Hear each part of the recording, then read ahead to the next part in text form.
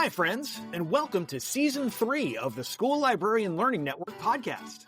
I'm Steve Tatro, often known as Dr. T Loves Books, and I love talking about all things related to school libraries.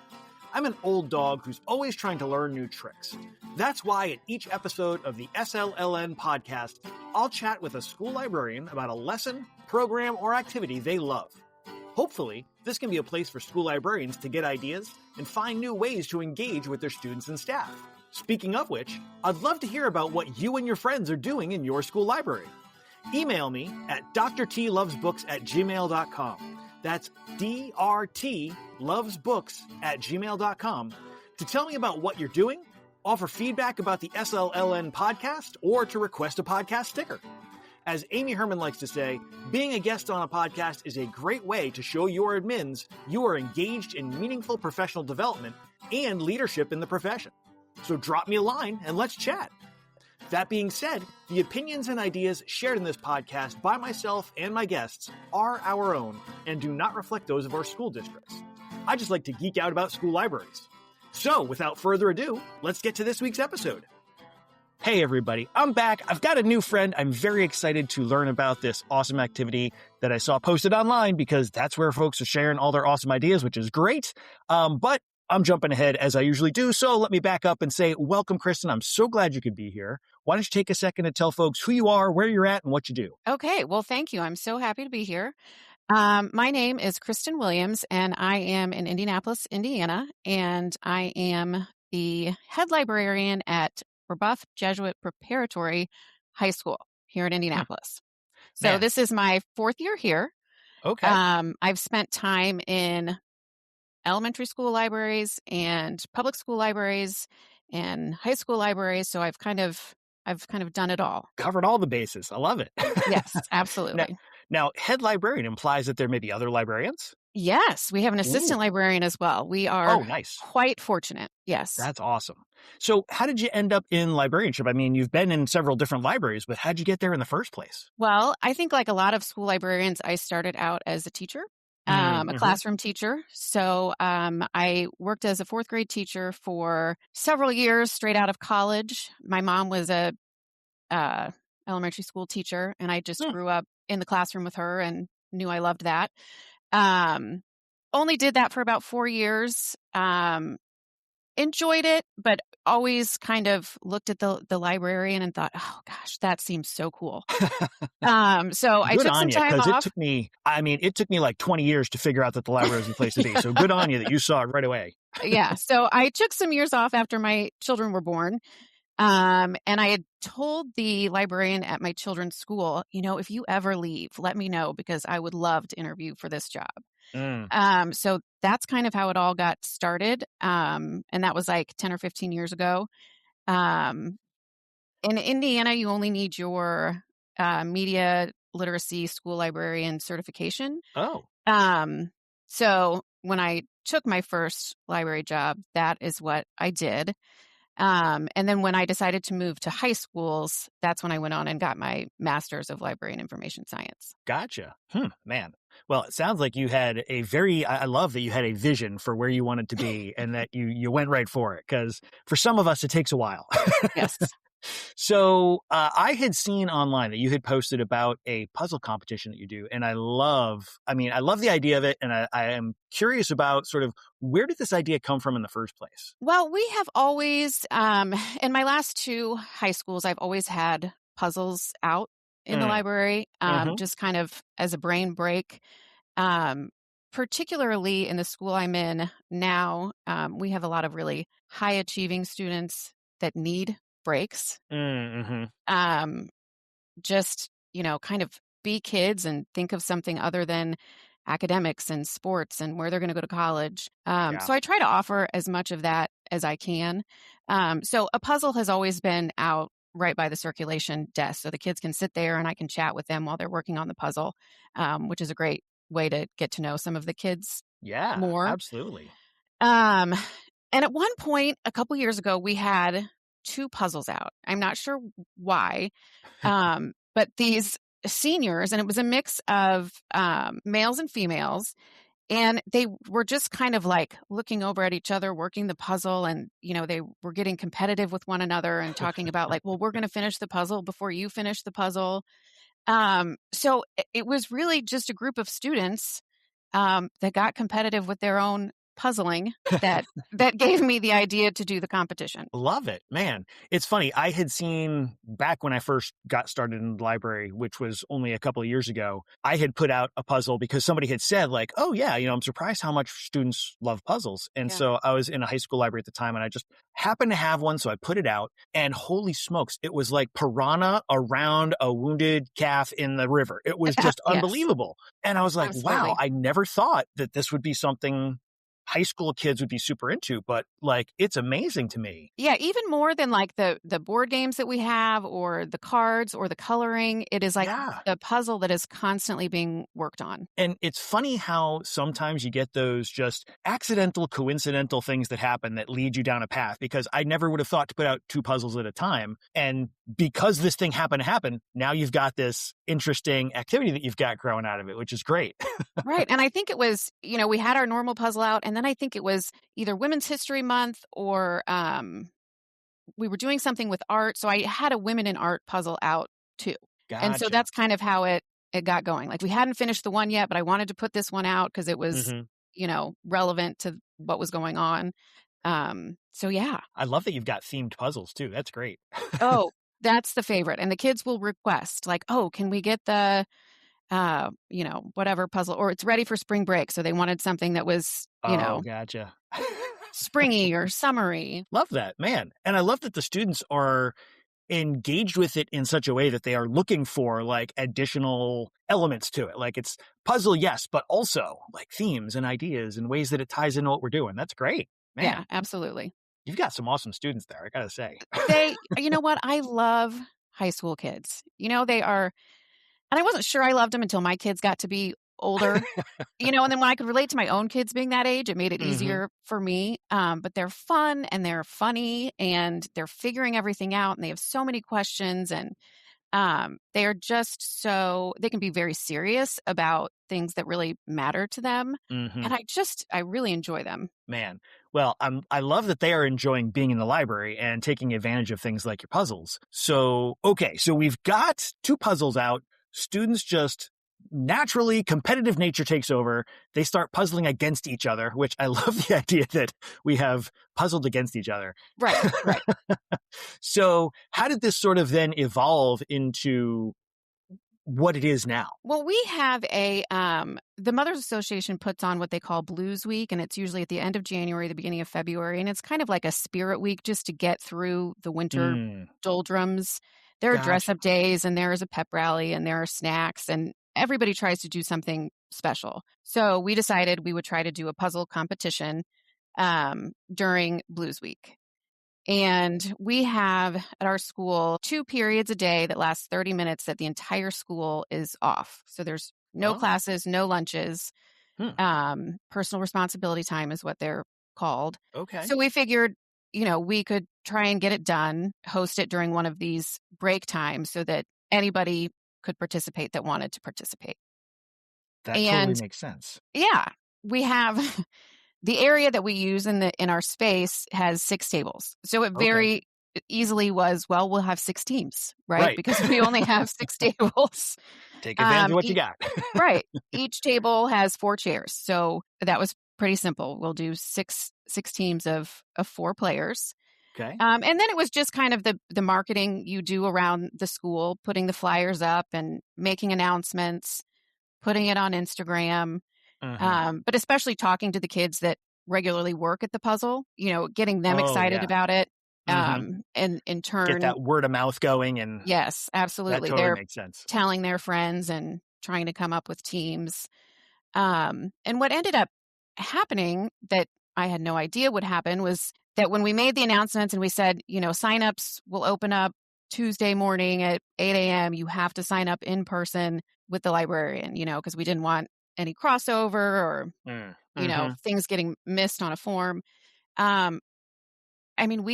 We are full within a couple of hours. Like as soon as the kids get a chance to make it down to the library that day, we are full. And that has really helped I think with the excitement, Yeah. because kids come in and we're like, oh, sorry, we're full. You have to be faster next time. And I think that just makes them think, oh, this is something really cool. Yeah. If everybody wants to do it and everybody is already signed up. It's Yeah. like going to the club and they don't let you in, so it must be an awesome club. Exactly. Exactly. And that is how these high school kids think. Yeah. Oh, absolutely. So it's strictly first come, first serve. Like if there's no. Yes. Okay. Okay. Yeah. We do have the area that we have the competition is kind of a few steps down.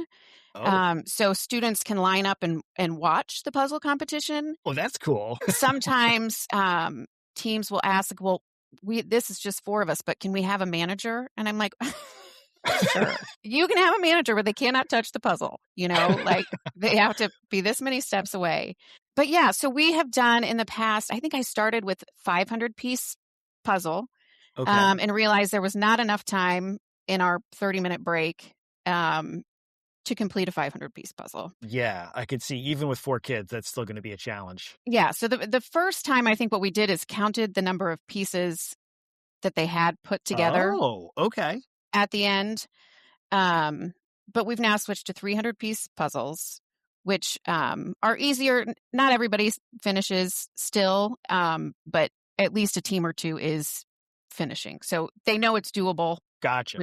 Which is helpful. Yeah, that makes sense. And I mean, I love that, you worked with what you had at first and then kind of adjusted as you went along, because recognizing sometimes we've got constraints that we got to try and fit everything in. So, oh yeah, absolutely. That's great. It's like when you're teaching and you like do the lesson the first time and Yes. you're like, I know it's not going to be the best the first time, but whoever gets it the second or the third time, it's going to be great. Yes, exactly. Kind of the same thing. So how long have you been doing the puzzle competition now? So this is our 4th year, I believe. It's our 3rd or 4th year. That's awesome. We had, and 2 years ago, we went to, like a lot of schools, no cell phones during the school day. Gotcha. So not only was this something else to do when they couldn't have their cell phones out, but I had written a grant proposal knowing that they weren't going to have their cell phones to purchase more games and puzzles and cards and coloring books for the library. That's good. So that is the money that I use to purchase the puzzles. Gotcha. And so, I mean, I generally rely on donation puzzles, which, sometimes you're missing a piece. Sometimes it's not quite the best puzzle, but, you work with what you got. But I love the idea of using a grant, especially with New Jersey just had a cell phone ban put into place that's starting next school year. So there's probably going to be some money floating around to be able to, I got to think about that. Okay. So then that way I was able to buy 6 identical puzzles, right? And they're usually, winter themed and the kids love animals. So it's usually like cats in the snow or something like that. Mm-hmm. But because I bought 6 puzzles, then the winning team each gets to take a puzzle home. Oh. And then, we keep the other ones for the library. But so that's one of the, the prizes for winning is that you get to take the puzzle home. Oh, that's cool. And I can see them sort of like assembling those at home and turning it into like a poster or like a victory banner, as it were. Yes. Yeah. So we make them wear like a blue, when they win, we make them wear a blue ribbon and we take their picture and it's fun. They enjoy it. That's awesome. So I imagine as you are doing this and publishing this, and it's got momentum that it is continuing year after year. Yes. Have you sort of gotten any recognition, feedback, notice from like teachers and admin as this is going on? For sure. The teachers, lots of them come to watch. And then some of them will sneak their way onto a team. They'll talk to a couple of students and be like, oh, I could be the 4th person on your team. So, another way for the students to see us as regular fun people that enjoy doing the same sorts of things that they do. Yeah. And then I'm fairly lucky. I have a very supportive administration. And actually the assistant principal that is kind of over the library is a former librarian herself. Oh, nice. So, we're pretty lucky that, they understand the importance of the library not only like as a place to do research and read, but also as a safe space for these students Yeah, and a happy absolutely. place. That's awesome. Yeah, You don't always, it's really frustrating to me when admins don't get the importance of the library for the students, especially like I was just recently talking to somebody else about how the library is sort of it is a third space in the school. Like our public library is a third space in our communities. for sure. And we've got to support that whenever ways we can. So that's awesome. You've got an administrator that really gets it. Yeah, absolutely. Absolutely. So is the puzzle competition, that's a 1 day, like one and done? Yes, that's it. We have added, because this kind of took off and students were enjoying it, we then were asked if we could host trivia. So we also do Oh, okay. trivia twice a year. There's like a fall and a spring. And that's very similar, but they absolutely love it. They just get super competitive and crazy, and Yeah. it's just a lot of fun. It doesn't take much to get students into that competitive mindset. So Oh, absolutely. when we can turn it to something fun and engaging, that's awesome. Yes. Man, this is just such a neat idea. And I can see like a lot of different permutations that are possible with it too. Like, I love that you're doing it in the winter. Like, totally makes sense that we're in that period of we need a pick-me-up. Right. And you're doing trivia at a couple of times a year. You're doing this. I could see this being a multi-time a year. I could see, like, you talk about teachers. Have you floated the idea of doing like a teacher team or like? Well, trivia, we do have a teacher team. Okay. We always have at least one teacher team, and they're just hysterical. They have so much fun. It's great. Yeah. It's great. Anytime we can get teachers involved with stuff that the students are doing, like you said, letting the students see that we are human beings too. Right. And in the library, our teachers go to all the sporting events and they go to the theater productions, which is great, but it's so important for the kids to see them in the library as well, enjoying the library. Absolutely. Absolutely. I love that, man. And I could also see this potentially being like you could do it almost like rounds of like, I guess you'd need a lot of puzzles, but if you were, since it's a 1 day event, like if you turned it into a multi-day thing, it could be like round 1, this kind of puzzle, round 2, that kind of puzzle, and like kind of take as a way to potentially open it up to more students. How many students are in your school? 800.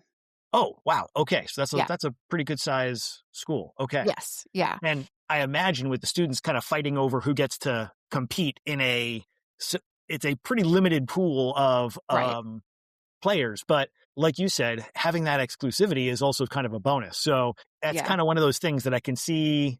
I would be on the edge of, do I want to turn it into more students or do I want to keep it sort of as it is? And I know this thing is working. Right. And you have me thinking, I like the idea of doing rounds for sure. But also we have a whole closet full of donated puzzles, Okay. So I like your idea of, if I could find, a number of them that all have the same number of pieces and aren't missing pieces. Right. Then that would be great too. That might be a neat way to you could winner of round 1, winner of round 2, winner of round 3, and we're going to have our puzzle off. Yes. And then maybe at the very end, that's when you take home the puzzle that they're all the same. You know what I mean? That might be a good way to do that. Man, so many options. And I love that you're kind of you had this thing that sort of coincidentally came together and you've managed to turn it into something that is now, I'm going to say, an institution in your library, because oh, for sure. Clearly the students are looking forward to this, that they are, rushing down, trying to get signed up. I am just I'm in my head imagining almost a coliseum in your library with those raised steps and the students in the middle battling it out. It's great. It's amazing. I mean, people will stand there and they will cheer, and the principal will come down and watch for a little bit. I mean, it's an event for sure. That's awesome, man. Oh, wow. That's fun. It's fun, and it's on the one hand, it's a very straightforward and simple thing, but on the other hand, such a great opportunity for, like you said, all these different ways of the students interacting with each other, with their peers, with their teachers, with the library. I mean, so much going on here. It's so great. Well, yeah. And I think that's what a lot of people outside the library don't understand about programming also, or, a lot of times is that, well, I'm not just putting this out because it's fun. I mean, yes, it's fun, but, we're thinking about kind of all the reasons behind it. and what it can get going inside the library. Absolutely. And especially when you've got something like a puzzle or Legos or something that lends itself to multiple people working together and building those. We've taken so much of the opportunity to play out of school. And Absolutely. we've got research now that shows like when students are playing, they're actually building social skills. They're building community building skills. They're learning problem solving skills in ways that land differently than in a regular classroom. So you're creating a space for them to learn in such it seems like they're not learning maybe to people who don't understand what's going on, but you're creating a very important learning avenue for them with this. So great. Well, and the problem solving and the dialogue, when you have 6 different teams, they don't talk beforehand really, right? So they get there, we say go, they open the puzzle, and then they're taking a few minutes to talk like, what's the best way to go about this? Do we start with all the edge pieces first? Or do we just start, I see this is going to be a bird. I'll get all the bird pieces and I'll put that together. So you get to hear and see a lot of different takes on what is the best way to go about the same thing. Yeah. And man, it must be fascinating to watch that going on and sort of see those different takes that are going on. Like, I'm imagining that your student audience that's watching this is learning about not just like watching the team strategize, but watching how different strategies have different outcomes. And so like sometimes strategizing is great, but sometimes we need to think about multiple strategies and figure out what might work best. Right. Absolutely. Yeah, it's so interesting. And, I'm not going to say it now because I don't want to give it away, but I know I have found by watching the strategy that works the best. So there is definitely one that works the best most times. Interesting. Okay. Yes. So like we're learning too. That's great. Yeah. Man, this is awesome.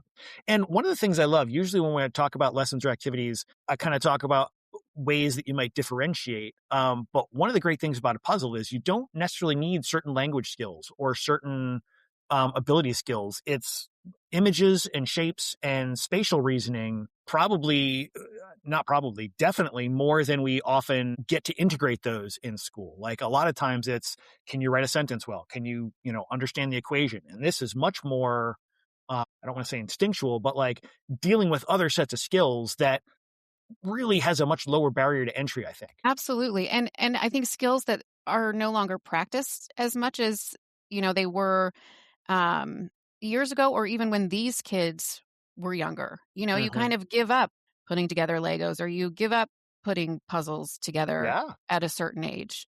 So this just kind of takes you back to some of those more essential skills. Yeah. No, it's awesome. Huh. Well, so clearly the students are interested in this.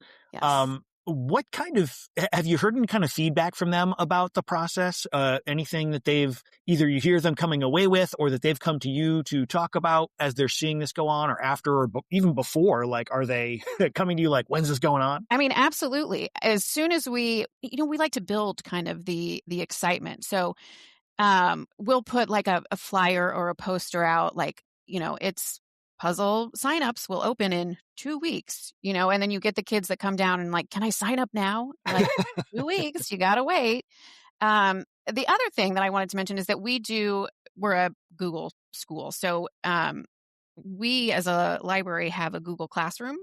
Okay. That everybody's invited to. They don't have to join, but everybody's invited. And then we post a lot of this stuff on the Google Classroom as well. So sometimes we forget we posted something, and then, here'll come 6 kids and be like, puzzle competition, puzzle. Oh, we're like, oh yes, the puzzle competition. But I think they just are so joyful. It is really it's competitive, but it's fun competitive, but they're just happy and they're being children, and they don't get a lot of opportunities to be children. And you can just tell how much they enjoy it. Yeah. Well, and I love the idea of this because it is it's grade agnostic. Like, yeah, you're doing it with high school students, but I can see this working with any grade level. Like you kind of fit the puzzles to the grade, and oh, for sure. I can see all kinds of kids being engaged with this. Absolutely. Huh. Yeah. man. Yeah, I'm And thinking I about love, like the smaller puzzles, but then also if you think about doing it with Legos, you have the Duplo Lego. It's like build this animal with your Duplos or build this animal with your, yeah. regular Legos. Something Oh, like that's a that great I think would idea also too. be fun. Yeah, doing like a Lego build off, like a timed Lego build off sort of thing. Oh Yes. boy, Yeah. that opens up a whole new range of possibilities. Huh. Yeah. Wow. All right, man, you really got my brain spinning on this. This is great. So, if somebody is looking to do this for the first time, they're walking in and they're like, okay, this is awesome. I got to do this. Any suggestions, any tips for what they might want to think about? I think first, when is the best time to hold it in your building? Hmm. Whatever your schedule may be, I think that's the first thing you have to figure out. Yeah. Is there a time that anybody could do it, whether that's lunchtime or recess time, or if you're in a, you know, elementary school or a middle school? I think that would be the first thing you would kind of have to figure out. And then based on kind of your student body and your school and your space, how many teams do you want to have and how many people do you want on each team? I think Hmm. for high school kids, I think 4 is a great amount. I mean, they're bigger. The kids are bigger. And I mean, 4 is really all you could kind of have around Yeah. a puzzle. But it might be different for younger kids. But yeah, I think the time and the space are the first 2 important things to think about. And then I really like your idea that if you don't have the money or you don't have a grant, then, if you have donated puzzles that are all the same number of pieces, Hmm. um, then that's a great way to start. Yeah, absolutely. I almost want to run an experiment at different grade levels with different numbers of students trying it out, because on the one hand, I can see like high school 4 because there's 4 that fit around a table and maybe more at lower grades, but I can also see more at lower grades turning into just Yes, chaos. yes, lovely, joyful chaos, but chaos nonetheless. Yes. Yeah, you're right. For Man, sure. well, this is awesome. It's such a cool activity, and clearly your students are totally into this, which is a huge testament to anytime we can do something that students are coming to us and like begging, please, can I sign up for this? Right. That is a sign. Yes. Yes. Well, and the other thing I want to mention is that it's like other than us saying go and putting the puzzles out, it's self-directed, right? It's easy. Yeah. We give them like, oh, you have 10 minutes left. You have 5 minutes left. We do that. And the only other thing we do is we will let them know if they drop pieces on the floor. Okay. Well, I think that's fair. I think Yeah. that's fair. So yeah. Oh, you dropped a piece. You dropped a piece. But that's it. So, once you get it set up, it's easy. Yeah. Hands off for the most part. It's like sort of the best bits of active programming and passive programming sort of married together. Yeah, absolutely. That's a great way to put it. Yeah. Man. Well, thank you for coming and sharing this, because this is awesome. I know I'm already starting to think about how I'm going to use this with my kids, because I've got the time, I've got puzzles. I got to think about how I'm going to kind of bring some of those puzzle elements together. But this is super cool. Well, All right. I love to hear how you do it. Yeah. Well, we'll see. We'll see how it goes. It's going to be a disaster, but it's going to be, like you said, the first time you learn from and then we move on. But that's right. This is That's great. Right. Huh. All right. Well, I think it is time. We're going to take our 90-degree turn and go into our book break. Book break. Squiddy. Okay. So, anything you want to share, anything you want to get on people's reading radar, whatever it is, anything that you've enjoyed. Well, I have 2 books, if that's okay. Sure, absolutely. One is professional. So like I said, I finished my master's later. I didn't start that until it was about 4 years ago. So I just finished up not that long ago. So one of the books, thank you. One of the books I want to talk about is called Core Values in School Librarianship. Okay. Responding with Commitment and Courage. And it was edited by Judi Moreillon. Yes. Yes. Okay. So this was in one of my courses, or one of my professors, I had her several times, was you always do a book study. And she would just give 12 different books to choose from because we were all over the place. Some of us were school librarians, some of us public, some of us academic. Gotcha. So choose the one that works best for you, right? And then you talk with anybody that chose that book. So this book is just, it reminded me why I do what I do, why we do what we do, why it's so important. It's like a call to action, a pat on the back, encouragement to keep going. I mean, every chapter you're like, yes, this is this is it. This is why I do this, and this is why I'm going to continue to do this. It just left me feeling just so grateful to be doing what I do. Dr. M puts together such great books. I have been fortunate enough to be part of one of her books, and okay. the folks that she gets are amazing. Not saying that about myself, saying that about the other people who contribute. But yeah, it is. So this is not one I have read, so I'm going to have to put this on my short list. So the core values are equity, diversity, inclusion, and intellectual freedom. So all just very important things that we're talking about all the time now in not only public libraries, but school libraries. And just reminding school librarians that we are leaders in the building. You know, we are the ones that see every student and also work with every staff member, right? So we're in a very, kind of an important spot. There's nobody else in the building really that sees everything. Yeah. And that we need to be using that to make sure that what we're doing in the library jives with, the overall school goals, but also that we let everybody know what we are doing in the school library and why it is important. Like telling our story so somebody else doesn't tell it, I think is one of the things that they mention in the book. Absolutely. Incredibly important. Yes. All right. Yeah, just making sure as a librarian that you know what's going on in the building. What is this teacher teaching? What are the new initiatives? They talk a lot about, and it's vignettes. So it's like, well, here's a school librarian in a middle school in this town, and this is how she dealt with or he dealt with this intellectual freedom issue. And then, there's a vignette about relationships with faculty and staff. So just kind of real life examples, which is always helpful. Yeah. But just kind of just talking really about those relationships and the relationships with principals, making sure you kind of center the library in the school. I mean, so many people say that the library is the center of the school or the heart of the school. And I absolutely believe that. But you've got to show everybody else what you're doing to make it that way. Yes.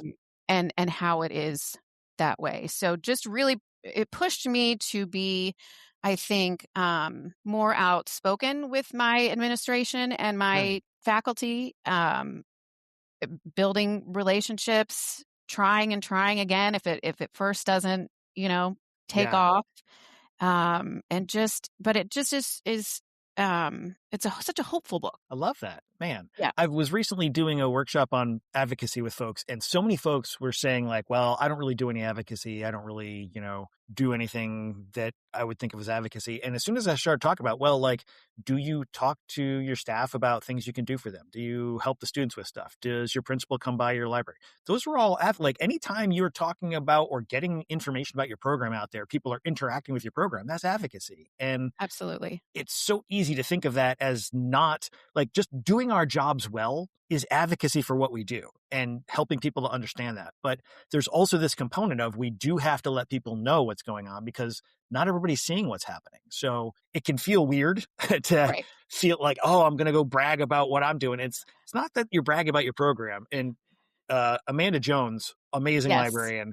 I got to interview her. Oh, she's the best. Yes, she's amazing. She's awesome. And she loves to say it's not bragging, it's advocacy. Like you have to let people know what's going on because so many people don't understand what a modern school library program is. So for sure. It's, like you said, incredibly important, but also like well within our grasp as long as we are willing to take just a couple of little extra steps. It's very easy to get across so many of the things that we're doing. But. Right. And I think personally, I mean, getting into those department meetings, with all of the different departments telling them about what we can do for them. We recently, Indiana changed their diploma standards. So now every student has to take computer science before they graduate. And that's new this year. What we had before that is every freshman had to take a course that we called digital citizenship. Okay. Which was, online safety, but also, how do you use a database it was a mishmash of lots of important things Right. that were all we put into the same course. And that's what we lost when this new diploma requirement came. So I met with the administration and then all the department chairs being like, okay, we are now going to have to embed this into the core curriculum. Mm-hmm. So that's off topic. But another thing I'm working on this year is advocating for getting this into all of this stuff into the core curriculum. That's awesome. Man. Yeah. Lots. Yeah. I mean, the library is, like you said, at the center of so many things. And when we are given the opportunity to really run with that and show people how we can connect all these different elements together, the library can be such a powerful tool for the school and for the students and for the staff and for the administrators. Just get out of our way and let us do it. Right. And, those are my best. I mean, one of the reasons I love working in the library is that it's different every day. Yes. And that is exciting to me and interesting to me. I mean, it could be all these students are coming down for help with research because, I presented to their class last week about researching and databases and they remembered, I'm like, please come ask for help. And they have, and they do. And that's exciting. Or it could be programming or we do book tastings with the freshman and sophomore classes, but it's every day is different and it's all interesting. And it's all fun. Yes, absolutely. Man, we could probably spend the day talking about the importance of libraries. I'm sure that we could, but I'm going to circle us back around. Yes. So we've got this awesome professional book, and then you implied that you had another book that you wanted to share. Yeah, I just picked up, it's been in my library for several years, and I've always wanted to read it, but I just finally picked up last night at the Telegraph Club, Melinda Lowe. It's historical fiction, takes place in San Francisco, Chinatown, in the 1950s. And it just has been, I don't know, it's been a while since I really was kind of flying through, you ebb and flow with your reading, but that I've been flying through a YA book. And this one is just so good. All right. I've seen this one. I've seen this title come up a couple of times, different places, and I haven't gotten to it, but I might have to move that up my list a bit because you are not the first person to recommend that this is a really entertaining book. So yeah. Entertaining is a great word, right? Because it's important, when you're talking about diversity and inclusion, the characters are LGBTQ. And so it's important, but it's also entertaining. Love that. Fun to read. Interesting. That's all you can ask for, in my opinion. Right. Give me a book that's going to pull me in and I'm going to take from it the things that are important. And when you can incorporate those other elements, so wonderful. Yeah, absolutely. Man. So that's a great one. A couple of awesome books here to add to my list. Thank you. And thank you too for taking the time to come and share all this, because you just, before we got started, you told me you just started spring break. So I appreciate you taking time off of your spring break to come and share with us. This is so great. Absolutely. Thank you so much for having me. This has been fun. Thanks for joining us for this episode of the SLLN podcast. Be sure to check out the show notes for the episode. They feature links to resources shared by our guest, as well as ways to keep in touch with them, and links to the book break titles. I'd love to hear from you. If you have feedback, a comment, an idea, a question, or something you want to share, you can email drtlovesbooks@gmail.com. That's drtlovesbooks@gmail.com. Know a librarian with something we could learn from? Let us know. Until next time, be good, be safe, and be well.